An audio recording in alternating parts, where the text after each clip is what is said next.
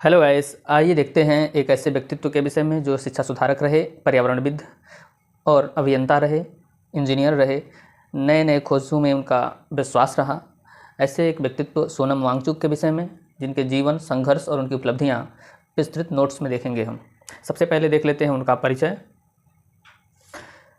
सोनम वांगचुक का जन्म 1 सितंबर 1966 को यूलेट कपो लद्दाख रीजन में हुआ है।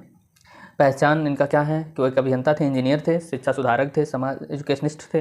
शिक्षा में बहुत सारे सुधार उन्होंने किया है। पर्यावरणविद थे और नए नए खोजों में, नए नए जानकारी इकट्ठा करने में उनका विश्वास रहा। नए नए खोज करा करते थे। फुनसुक वांगडू का किरदार जो फिल्म 3 इडियट में दिखाया गया है, सोनम वांगचुक के जीवन और विचारों से प्रेरित था, ऐसा कहा जाता है। वे शिक्षा, समाज और पर्यावरण के क्षेत्र में अपने अनूठे नवाचारों के लिए भी जाने जाते हैं, नए नए खोजों के लिए जाने जाते हैं।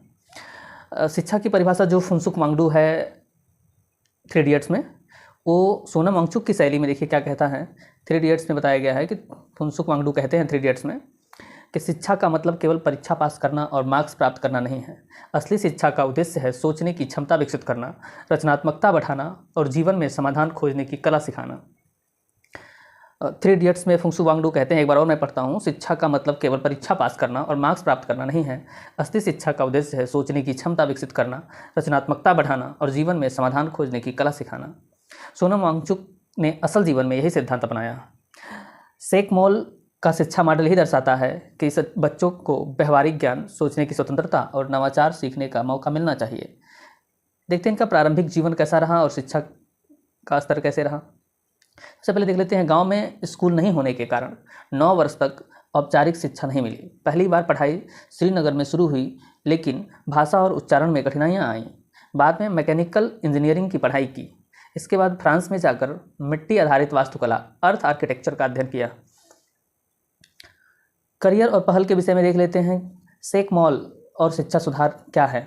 1988 SECMOL students educational and cultural movement of Ladakh. SECMOL S for students, E for educational and cultural, C for cultural, M for movement और of Ladakh, L for Ladakh, तो की स्थापना इन्होंने किया था। सेक मॉल जिसको शॉर्ट में कहा जाता है, SECMOL students educational and cultural movement of Ladakh, SECMOL. 1988 में इन्होंने स्थापना की है। ऑपरेशन न्यू होप, सरकारी स्कूलों में शिक्षा सुधार इन्होंने चलाया था। छात्रों को व्यवहारिक शिक्षा, सामाजिक और पर्यावरण जागरूकता सिखाई थी इन्होंने। छात्रों को फेल होने पर भी अवसर देने का मॉडल इन्होंने अपनाया था। इनका एक महत्वपूर्ण खोज रहा आइस स्तूपा और पर्यावरण नवाचार। आइस स्तूपा परियोजना 2013 में कृत्रिम ग्लेशियर बनाकर जल संरक्षण करने का जो है कि इन्होंने उपाय सुझाया था। सोलर टेंट और ग्रीन कैंपस, टिकाऊ आवास और ग्रीन प्रैक्टिस इन्होंने करना सिखाया, सोलर टेंट बनाने के लिए सेनाओं के लिए।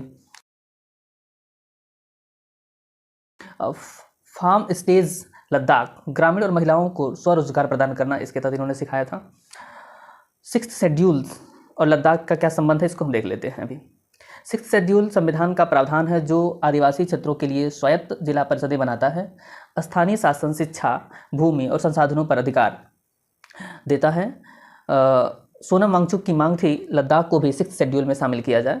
वहाँ के स्थानीय नेताओं की ये मांग रही है पहले से ही कि लद्दाख को 6th शेड्यूल में शामिल कर लिया जाए। उसकी उद्देश्य क्या था इसका, कि पहचान, उसकी संस्कृति और परिस्थिति की रक्षा करने के लिए यह ज़रूरी है कि 6th शेड्यूल में उसको शामिल कर लिया जाए। यह वहाँ पे मांग उठती रही है, पूरे राज्य की भी मांग उठती रही है। तो आगे देख लेते हैं इनके जीवन में कौन कौन सी संघर्ष और चुनौतियाँ आईं। बचपन में शिक्षा की कमी और भाषा संबंधी कठिनाइयाँ इनकी रही है। नवाचारों और परियोजनाओं पर प्रारंभ में अंधविश्वास रहा है। संसाधनों की कमी और सरकारी विरोध भी इन्होंने झेला है। 2025 में आंदोलन के दौरान अभी हाल ही में इन पे NSA लगाया गया, नेशनल सिक्योरिटी एक्ट 1980 के तहत इनको गिरफ्तार कर लिया गया है। NSA क्या है देख लेते हैं। नेशनल सिक्योरिटी एक्ट 1980 क्या है, किसी को भी 12 महीने तक बिना मुकदमे हिरासत में रखने का अधिकार देता है NSA। उद्देश्य क्या होता है कि राष्ट्रीय सुरक्षा और सार्वजनिक व्यवस्था बनाए रखना। राष्ट्रीय सुरक्षा में अगर कोई बाधा उत्पन्न करता है तो उसको NSA के तहत गिरफ्तार कर लिया जाता है। लेकिन इसका कुछ लोग आलोचना भी करते हैं कि ये लोकतांत्रिक अधिकारों की क्या करता है, हनन करता है। डेमोक्रेटिक कंट्री में ऐसे गंभीर मामलों में ही इस पर गिरफ्तारी होती है। वांगचुक पर लागू किया जाना विवादास्पद है, क्योंकि उनका आंदोलन शांतिपूर्ण और लोकतांत्रिक था, तो इसलिए जो है कि इसकी लोग आलोचना भी कर रहे हैं। उपलब्धियां और पुरस्कार भी देख लेते हैं क्या क्या इन्होंने पाया था। शिक्षा और समाज सुधार, सेकमॉल मॉडल, फेल छात्रों को अवसर, व्यवहारिक शिक्षा, शिक्षा में स्थानीय भाषा और संस्कृति को जोड़ने का बात इन्होंने कहा था। पर्यावरण नवाचार में इन्होंने क्या क्या, आइस स्तूपा का निर्माण किया, जल संरक्षण नवाचार के लिए सोलर टेंट का इन्होंने बात कही थी और ग्रीन बिल्डिंग की बात कही थी। फार्म स्टेज की, ग्रामीण और महिलाओं का स्वरोजगार की बात इन्होंने कहा था। प्रमुख पुरस्कार देख लेते हैं। रेमन मैग्सेसे पुरस्कार 2018 में इन्होंने पाया था। शिक्षा और नेतृत्व में उत्कृष्ट योगदान के लिए इनको दिया गया था। रोलेक्स अवार्ड फॉर इंटरप्राइजेज 2016 में इनको मिला था। ग्लोबल सस्टेनेबल आर्किटेक्चर अवार्ड भी 2017 में मिला था। GQ man of the year social entrepreneur 2017 में इनको प्राप्त हुआ था। भारत और विदेशों में अन्य कई सम्मान भी इन्होंने पाया है। क्या गिरफ्तारी उचित थी, इसके विषय में भी दो पक्ष है। सरकार का अपना पक्ष है, समर्थकों का इनके अपना अलग पक्ष है। सरकार का पक्ष ये है कि आंदोलन से सार्वजनिक व्यवस्था खतरे में थी। समर्थकों का मानना था कि आंदोलन शांतिपूर्ण था और लोकतांत्रिक था, तो NSA का इस्तेमाल कर आलोचकों के अनुसार कठोर लोकतांत्रिक अधिकारों का उल्लंघन जो है किया गया है। तो इस तरह से अपना अपना सबका मत है, विचार है। निष्कर्ष और प्रेरणा देख लेते हैं क्या है। तो शिक्षा, नवाचार और समाज सुधार की मिसाल इन्होंने पेश किया है। पर्यावरण संरक्षण और स्थानीय अधिकारों की लड़ाई इन्होंने लड़ा है। संघर्ष और चुनौतियों के बावजूद लगातार इन्होंने अपना योगदान जो है कि दिया है समाज को। भविष्य की चुनौती है लद्दाख की पहचान, संस्कृति और पारिस्थितिकी की सुरक्षा। ये सभी जो है कि इन्होंने क्या किया है कि इस पे काम किया है और चाहते हैं कि लद्दाख की अपनी अलग पहचान बनी रहे, वहाँ की संस्कृति जो है कि बनी रहे। पारिस्थितिकी की सुरक्षा का बात इन्होंने कहा है, पर्यावरण को सुरक्षित रखा जाए।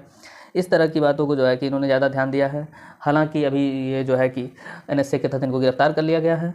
तो आपका क्या मानना है, आप इस वीडियो में जो है कि कमेंट करके बताएं कि क्या ये सरकार का कदम सही है या गलत। जय हिंद, जय भारत।